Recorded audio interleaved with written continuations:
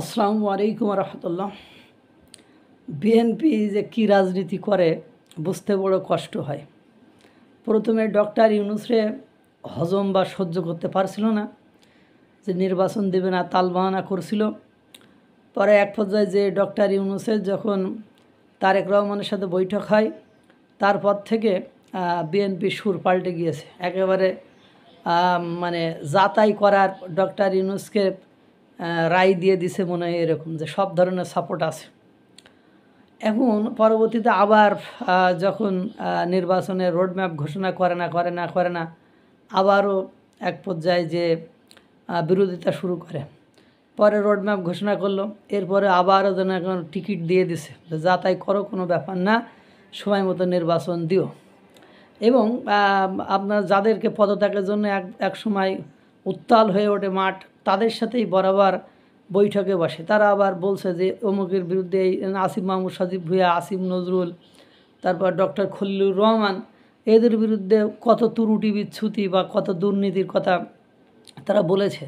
কিন্তু দুর্ভাগ্য হলো সত্য যে যেই নির্বাচন দেওয়ার কথা বলে সেই তাদের সাথেই আবার মিটিংয়ে বসে, তাদের কাছেই কি ধন্যা দেয়। অবশেষে বাংলাদেশের একজন সচিব এবং বিএনপির খালেদা জিয়ার একান্ত সচিব ABM সাত্তার সাহেব, উনি 8 জন উপদেষ্টার বিরুদ্ধে মানে সীমাহীন দুর্নীতির কথা বলেছেন। এবং তিনি বলেছেন আমার কাছে প্রমাণাদিও আছে যে তাদের সুপারিশ ছাড়া একজনও বা মানে বদলি হয় না, নিয়োগ হয় না, মানে কোনো কিছুই হয় না, মানে এরকম বলছে। এবং আমরা অনেক রেকর্ডিংও শুনেছি, আমরাও এগুলো জানি, বা যারা একটু মিডিয়া নিয়ে কাজ করে তারা এগুলো জানে। এবং আরও বিভিন্ন সোর্স থেকে বিভিন্নভাবে জানা যাচ্ছে যে তারা কী পরিমাণ সীমাহীন দুর্নীতি করছে, যা বিগত 15 বছরের দুর্নীতিকে ছাড়িয়ে গিয়েছে। এটা কে বলেছে?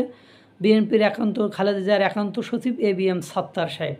এই এখন বিএনপি মির্জা ফখরুল ইসলাম আলমগীর সহ বিএনপির আরও কয়েকজন নেতা বলেছেন যে এই বিষয়ে ABM সাত্তার সাহেব উনি বলেছেন ওনারই দায়, আমাদের দলের কোনো এখানে দায় নাই। কিন্তু কথা হলো ওনার একজন শিক্ষিত সচেতন সচিব পর্যায়ের মানুষ, তিনি অথেন্টিসিটি ছাড়া, তিনি প্রমাণাদি ছাড়া কথা বলবেন, যুক্তি দিবেন, এটা কিন্তু বিশ্বাস করাও কঠিন। কিন্তু তার পক্ষ না নিয়ে সরকারের পক্ষ নিয়েছেন। দুর্বলতা কোথায়? যে নির্বাচন যদি পিছিয়ে দেয়, আরে ভাই নির্বাচন তো এমনি দিব না। কিন্তু কথা হলো জনগণ যদি তোমার এই দুর্বলতা বুঝে ফেলে যে তুমি নির্বাচনের জন্য খেউ করতেছো, বা তুমি নির্বাচনের জন্য সমস্ত অপকর্মকে ছাড় দিয়ে দিচ্ছ, তাহলে জনগণ এমনি তোমার ম্যান্ডেট থেকে সরে যাবে বা তোমার সাপোর্ট থেকে সরে যাবে। সুতরাং ন্যায় এবং নীতির দণ্ডের উপর থাকতে হবে, জনগণের সাথে কাজ করতে হবে। এই যে দুর্নীতিগুলো করছে, এগুলো তো জনগণের ঘাড়ের উপর দিয়েই যাচ্ছে। কারণ একজন সচিব যদি দুর্নীতি করে বদলি হয়, বা একজন সচিব যদি দুর্নীতি করে ভালো কিছু পায়, তাহলে মনে করেন আপনার পরবর্তীতে ওই টাকা তো জনগণের কাছ থেকেই তুলবে। সুতরাং জনবান্ধব হন আপনারা। বিএনপি নির্বাচন হলে ক্ষমতায় আসবেন, সেটা আলাদা হিসাব, কিন্তু জনবান্ধব হন। এভাবে যে নির্বাচনের জন্য পাগলে যে নির্বাচন আদায় করা আপনাদের কাছে কোনো ব্যাপার? 2 দিন আন্দোলন করলে 3 দিনের মাথায় সরকার বাপরে করে নির্বাচন দিয়ে পালাইব। কিন্তু আপনারা সেটা না করে আপনারা জনবিচ্ছিন্নতা হয়ে যাচ্ছেন। মানে কি যে মানে নীতি নৈতিকতা নিয়ে চলছে, যে আপনাদের দলের একজন গুরুত্বপূর্ণ এমন ব্যক্তিকে একটা কর্মকাণ্ড সাপোর্ট করার সাহস পান না, তাহলে জনগণের কর্মকাণ্ডকে কী সাপোর্ট করবেন? আল্লাহ তাআলা সকলকে ভালো রাখুক, সুস্থ রাখুক। আসসালামু আলাইকুম রহমতুল্লাহ।